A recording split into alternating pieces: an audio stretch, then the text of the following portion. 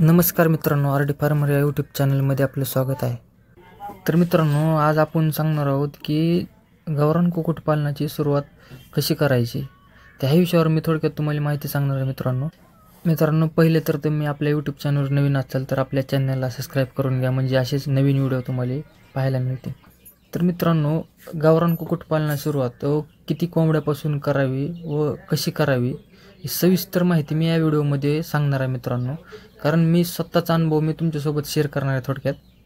तर मित्रांनो, तुम्हाला नवीन कुक्कुटपालन करायचं असेल तर तुम्ही किती कोंबड्यापासून सुरुवात करावी व कोणत्या कोंबडीपासून सुरुवात करावी. तर मित्रांनो, तुम्हाला गावठी कोंबडी आणायच्या. मित्रांनो, जे कोंबड्या अशा गावात खेडेगावात हिंडून फिरून उकिरड्यावर खातात ती कोंबडी तुम्हाला आणायची. मित्रांनो, मी पण मित्रांनो असेच खेडेगावातून कोंबड्या आणल्या होत्या, डोंगराळ भागातल्या कोंबड्या आणल्या होत्या मित्रांनो. तशाच तुम्हाला पण खेडेगावातल्या कोंबड्या आणायच्या. तर गावठी कोंबडी ह्याच्या पाय आणायची मित्रांनो, त्याची इम्युनिटी पॉवर खूप जास्त असते व ही मॉर्टॅलिटी त्याची खूप कमी प्रमाणात होते, म्हणून आपल्याला गावठी कोंबडीच आणायची. मित्रांनो, गावठी कोंबडी कशी ओळखायची.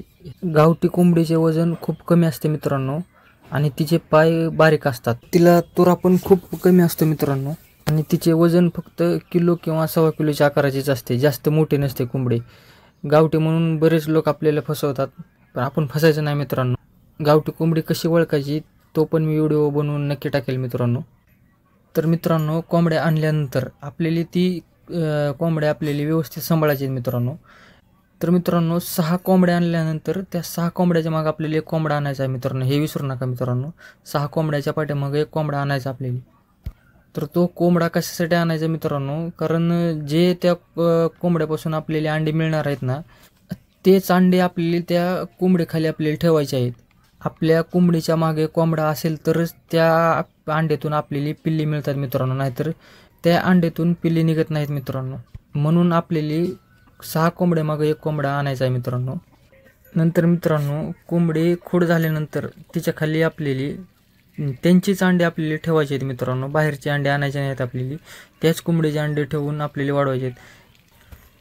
अशीच सायकल मित्रांनो आपल्याला कमीत कमी 1 वर्षभर ठेवायचे आहे मित्रांनो. 1 वर्षभर नफ्याचा किंवा उत्पन्नाचा विचार करायचा नाही मित्रांनो. 1 वर्षभर फक्त शिकण्यातच घालवायचे आहेत आपल्याला. पुढ कोंबडी झाली की त्यांचीच अंडे त्यांच्या खाली ठेवून आपल्याला पिल्ली काढायची आहेत मित्रांनो 1 वर्षभर. असं केल्याने मित्रांनो तुमच्याकडे कमीत कमी वर्षाकाठी 800 ते 900 कोंबड्या होतील मित्रांनो. तर मित्रांनो, अशा प्रकारे कुक्कुटपालनाची सुरुवात करताना हे थोड्या कोंबड्यापासूनच करा, तरच तुम्हाला ह्याचा अनुभव पण येईल आणि तुम्हाला ह्याच्यापासून खूप काही शिकायला मिळेल. अशा प्रकारे शिकून तुम्ही ह्या बिझनेसमध्ये किंवा या धंद्यात एकदम परफेक्ट व्हाल मित्रांनो.